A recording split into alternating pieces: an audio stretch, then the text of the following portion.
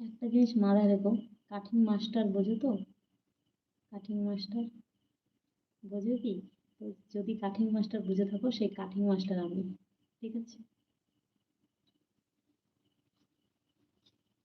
এই জিনিসটা কাটিং করেছি আমি, সেলাই করেছি আমি, পুরো লুকটা দেবো আমি এবং পরেও দেখাবো আমি।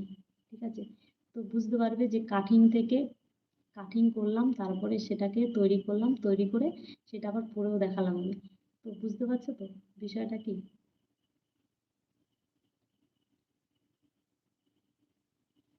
তারপরে মানুষ এরকম জিনিস তৈরি হবে বা বাজারে সেল হবে, বিক্রি হবে। ঠিক আছে?